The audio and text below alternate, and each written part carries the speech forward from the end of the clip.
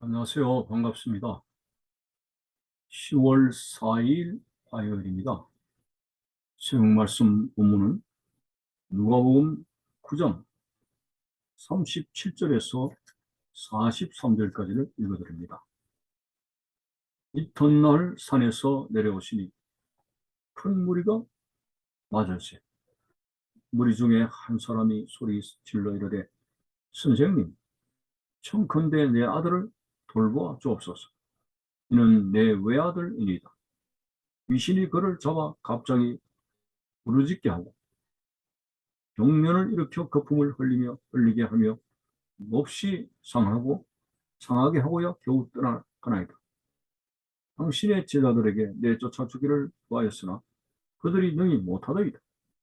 예수께서 대답하여 이르시되 믿음이 없고 패역한 세대, 내가 얼마나 너희와 함께 있으며 너희에게 참으리요 네 아들을 이리로 데려오라 하시니 올 때에 귀신이 그를 부러뜨리고 상한 경련을 일으키게 하느니라. 예수께서 더러운 귀신을 꾸짖으시고 아이를 낳게 하사 그 아버지에게 도로 주시니 사람들이 다 하나님의 위엄에 놀라니라. 아, 예수님께서 베드로, 야고보, 요한을 데리고 높은 산에서 내려오셨습니다. 뭔가 나머지 9명의 제자들과 함께 무리들이 웅성웅성하는 그런 모습을 보게 됩니다.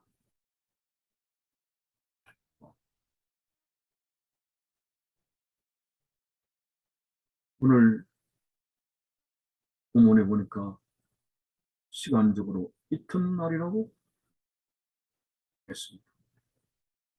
산에서 내려오신 큰 무리가 맞았어요. 자, 이때에 무리 중에 한 사람이 소리를 질러서 내 아들을 돌보아 주옵소서. 다른 성경을 참고하면은 간질병 환자를 둔 아들을 환자로 둔 아버지가 예수님께 나왔어. 무엇을 좀 하실 수 있거든? 우리 아들을 돌보아 달라고. 그런 표현이 있습니다. 그때 예수님은 탄식을 했습니다. 믿음이 없고 패역한 세대, 내가 얼마나 너희와 함께 있으며 너희에게 참으리요 라고 하였습니다. 오늘 믿음이 없고 패역한 세대라고 하는 이 한탄하심이 누구를 가리키는가? 오늘 구체적으로 생각하며 말씀을 들여다보겠습니다. 첫째는 바로 귀신 들린 아들을 둔 아버지의 믿음 없는 것, 주님께서 책망하셨습니다. 할 수 있거든이 무슨 말이냐? 믿는 자에게는 넘치 못함이 없다. 무엇을 하실 수 있거든 반신반의 이 상태로 나오는 것 주님이 기뻐하지 않습니다. 확실하게 믿는 그 믿음 위에 역사하시지. 할 수 있고 못할 수도 있다는 이런 어중간한 고백에는 주님이 역사하지 않습니다. 그래서 그 아버지를 책망하셨죠. 믿는 자에게는 능치 못함이 없다. 이런 반신반의하는 바로 그 아버지를 책망하시니 믿음이 없고 피역한 세대라고 말씀하시게 된 것입니다. 참으로 주님 앞에 나오는 자, 정말 하나님의 아들 되심을 믿는다면 전적으로 그분을 의뢰하고 그분이 하실 줄을 믿어야 되는데도 불구하고 뭘 좀 하실 수 있거든. 당신의 제자들은 못하더이다. 이런 믿음 없는 말을 하게 되었습니다. 우리는 하나님의 말씀에 대해서 전적으로 믿는 자가 되어야 됩니다. 왜냐하면 하나님 말씀은 믿는 자 속에 역사하느니라고 하였습니다. 믿음이 없는 자가 되지 말고 믿는 자가 되라고 말씀하시지 않습니까? 오늘 이 아버지는 제자들에게 실패의 경험을 했고 또 선생 대신 예수님 앞에 나와서 그런 마음의 불신이 있어서 의심을 하게 된 것입니다. 오늘 우리는 주님을 바라보고 그분을 전적으로 믿을 때 주님께서 역사하는 것이지 긴가민가 하는 믿음의 상태, 안 그럴 수도 있다는 그러한 자기의 조건부적인 마음을 가지고 주님 앞에 그 응답을 체험할 수가 없습니다. 그래서 이런 상황 속에서 믿음이 없고 패역한 자요라고 말씀을 하게 된 것입니다. 두 번째는 제자들입니다. 제자들의 믿음이 없는 걸 탄식했습니다.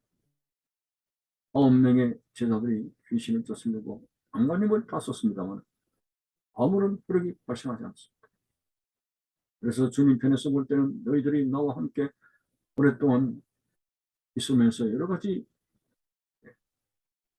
능력을 경험하고 치료를 경험했는데 아직까지도 예수 그리스도 이름을 붙잡는 믿음이 없느냐, 이런 탄식하는 내용을 예수님의 제자들에게도 해당이 되었습니다. 참으로 오늘 참 한질병 환자를 둔 아버지와 예수님은 가장 중요한, 하나님 앞에 나갈 때 가장 중요한 믿음이 없었던 것입니다. 오늘 예수님은 믿음의 고백을 통해서 역사들을 원하고 계십니다.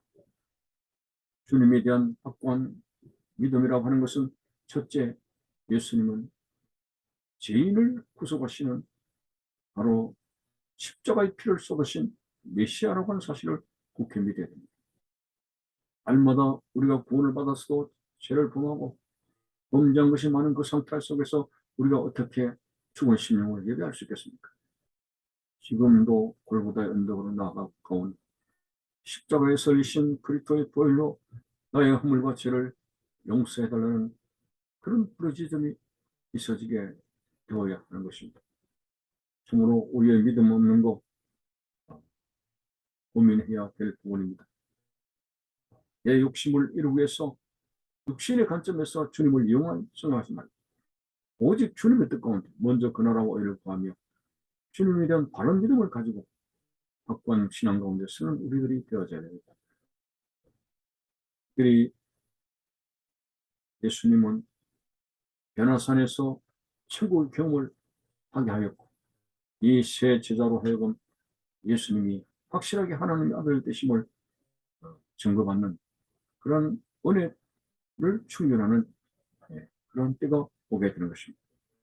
참 불신이라고 하는 것이 깔려 있어 가지고는 주님께서 어떤 역사도 행하실 수가 없습니다. 나사렛 동네에서 예수님께서 제자들과 더불어 복음을 전하러 가실 때 그 나사렛 사람들이 예수님이 어릴 때부터 자라난 것을 보았기 때문에 하나님의 아들로 인정하지 못하고 있었습니다. 그래서 그 나사렛 고향 사람들은 예수님을 하나님의 아들로 받지 않았습니다. 배척했습니다. 불신자가 되었습니다. 그래서 예수님은 선지자가 고향 외에는 존경을 받지 않으리라는 말씀도 하셨죠.